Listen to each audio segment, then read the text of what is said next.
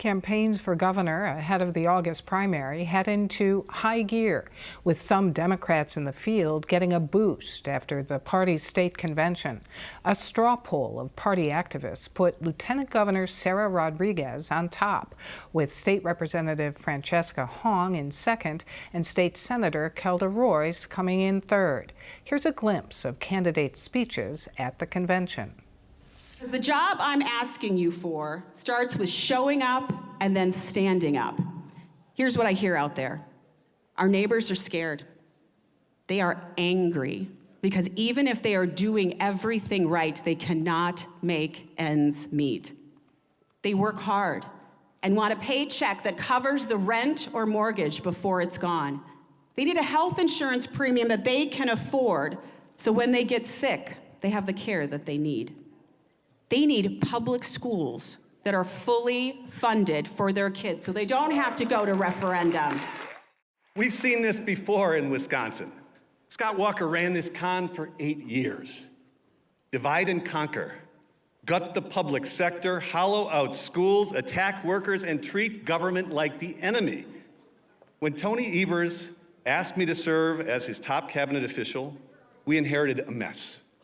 Depleted reserves, structural deficits, teachers, state employees, and working people who had been treated like a punching bag for 8 years. So we rolled up our sleeves and we got to work. We constructed responsible budgets that returned us to Wisconsin values. I do want to be honest, because as I travel, people always ask me, David, can a black candidate become governor?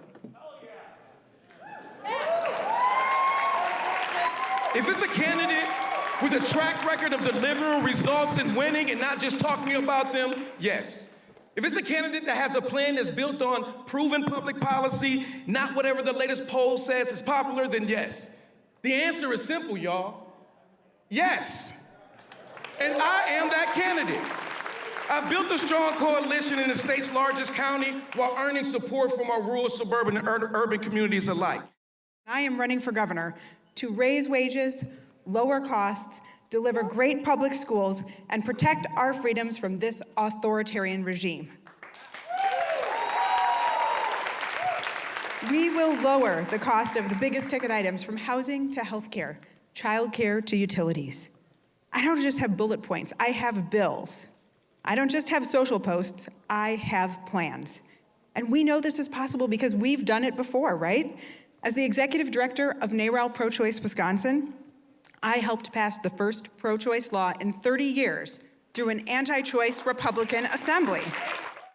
We have been failed by the status quo for far too long, and it's not just enough to be anti-Trump. It's not enough to just be a Democrat if you're going to cave to corporate interests. We need a governor who rejects the Washington way of rampant corruption and corporate greed, and that's why I'm running for governor, to do things the Wisconsin way. That means taxing the rich. That means freezing the rates. That means keeping our communities safe, ending the AI schemes that rig the system, fully funding our public schools, passing universal child care, and delivering health care to every single person in this state, and standing up to those monopolies that continue to bankrupt our family farms and raise our utility bills. I am asking for your support in August, and I'm asking you to organize with me all the way through November to take back.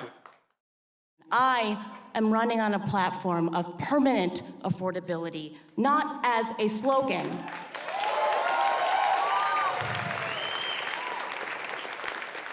Not as a slogan, but as a practice. I am the only candidate in this race who has called for a moratorium on the construction of AI data centers. I will not meekly accept the sellout of Wisconsin to trillionaires, billionaires, and big tech. I am the only candidate in this race with a plan for free childcare. I am the only candidate in this race who has even considered what AI will do, what it means for our workers and our civil rights. The first thing I had to do as Secretary of Economic Development was clean up Foxconn. No problem. I had 3 children under the age of 2. I know how to clean up a mess. So I cleaned up Donald Trump and Scott Walker's mess and saved the state and Wisconsinites billions of dollars. And then COVID hit. And let me tell you, that's not a great time to be in charge of the state's economy. But we rolled up our sleeves and we got to work. On the Republican side, current 7th Congressional U.S. Representative Tom Tiffany got his party's endorsement in his run for governor at their convention. We're going to take a shovel to waste and fraud. We're going to root out corruption. And we're going to bring common sense back to Madison.